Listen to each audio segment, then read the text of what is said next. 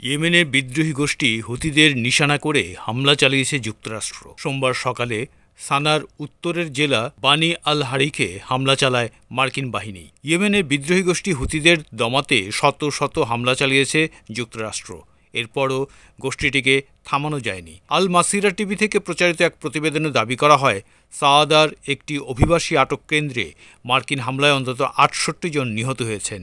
ওই কেন্দ্রে প্রায় ১০০ খানেক মানুষকে আটক রাখা হয়েছিল।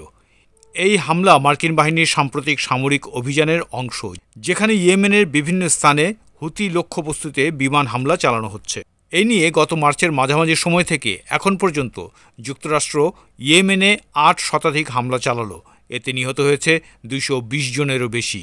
হামলার বিষয়ে এখনও যুক্তরাষ্ট্রের পক্ষ থেকে আনুষ্ঠানিক কোনো মন্তব্য পাওয়া যায়নি। গত ১ মাস ধরে ইয়েমেনে নিয়মিতভাবে হামলা চালিয়ে আসছে যুক্তরাষ্ট্রের সামরিক বাহিনী। তাদের দাবি, ইরান সমর্থিত হুথিদের হামলা থেকে উপসাগরীয় অঞ্চলে আন্তর্জাতিক জাহাজ চলাচল রক্ষায় তারা এই পদক্ষেপ নিচ্ছে।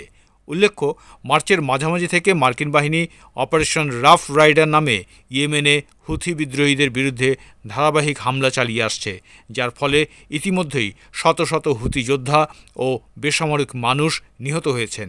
মার্কিন সেনাবাহিনীর দাবি, লোহিত সাগরে জাহাজ চলাচলে হামলা এবং ইসরায়েলের জন্য হুমকিতে পরিণত হওয়ায় হুথিদের বিরুদ্ধে পদক্ষেপ নিচ্ছে যুক্তরাষ্ট্র।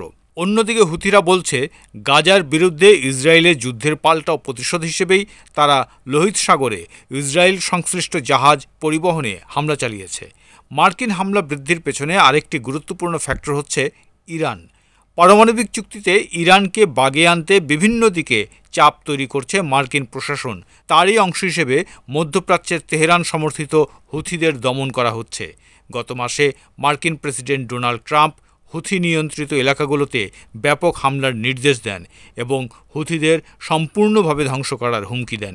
তিনি ইরানকেও সতর্ক করেন যাতে তারা হুথিদের অস্ত্র সরবরাহ না করে, যদিও ইরান বারবার এই অভিযোগ অস্বীকার করে আসছে। ২০২৩ সালের নভেম্বর থেকে গাজা উপত্যকায় ইসরায়েলি বাহিনীর বর্বর হামলার বিরুদ্ধে ফিলিস্তিনিদের প্রতি সংহতি জানিয়ে হুথিরা লোহিত সাগর, আরব সাগর এবং বাব আল মান্দার প্রণালী দিয়ে চলাচলকারী ইসরায়েল সম্পর্কিত জাহাজগুলোর ওপর আক্রমণ চালিয়ে আসছে। উল্লেখ্য, চলতি বছরের জানুয়ারিতে গাজায় যুদ্ধবিরতি কার্যকর হওয়ার পর হুথিরা সাময়িকভাবে হামলা বন্ধ করলেও ইসরায়েল সম্প্রতি গাজায় পুনরায় বিমান হামলা শুরু করলে হুথিরা আবার হামলা চালানো শুরু করে।